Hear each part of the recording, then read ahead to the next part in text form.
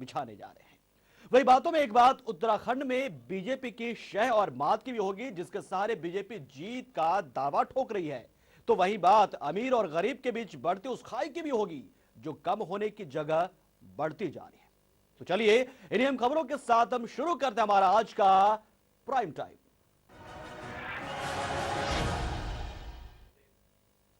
Mulayam Singh Yadav cycle की लड़ाई हार चुके हैं, लेकिन मुलायम को यह हार उनके एक चूक की वजह से ही मिली है। या यूं कहें कि मुलायम ने अपना पक्ष चुनाव आयोग के सामने रखा ही नहीं पाए, जबकि अखिलेश गुट ने न सिर्फ अपना पक्ष रखा बल्कि मुलायम की सारी दलीलों को खारिज भी कर दिया और इसलिए अखिलेश जीत गए।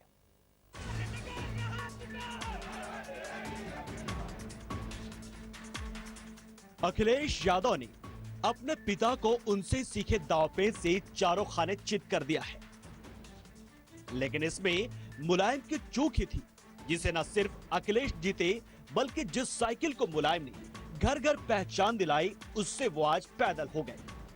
क्योंकि समाजवादी पार्टी और साइकिल पर अपने अपने दावे को लेकर जब मुलायम सिंह यादव और अखिलेश यादव गुट चुनाव आयोग पहुंचे, तो यह तय माना जा रहा था कि सपा का नाम और चुनाव चिन्ह फ्रिज हो जाएगा और चुनाव आयोग दोनों खेमों को अलग अलग नाम और चिन्ह के साथ चुनाव लड़ने के लिए कहेगा। लेकिन जब सोमवार की शाम आयोग ने अखिलेश यादव को इस समाजवादी पार्टी का असली कर्ता धर्ता करार दिया, तो सब हैरान रह गए।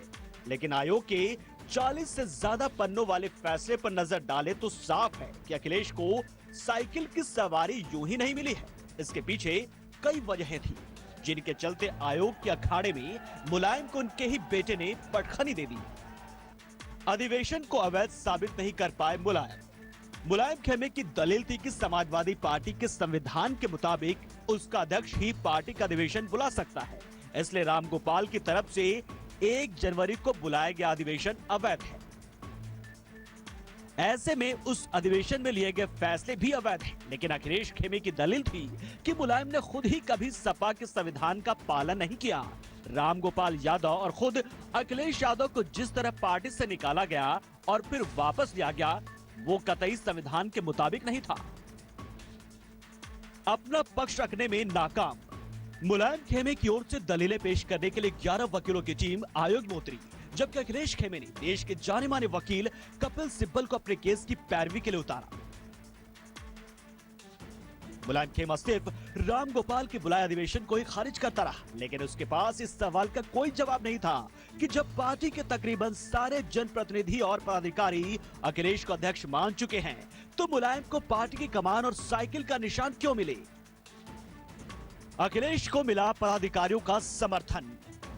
अखिलेश खेमे की ओर से रामगोपाल यादव ने अपने दावों के समर्थन में 228 में से 205 विधायक, 68 में से 56 विधान परिषद सदस्यों, 24 में से 15 लोकसभा राज्यसभा सांसदों, राष्ट्रीय कार्यकारिणी के 40 में से 28 सदस्यों और राष्ट्रीय अधिवेशन में शामिल 44 सदस्यों के हलफनामे सौंपे।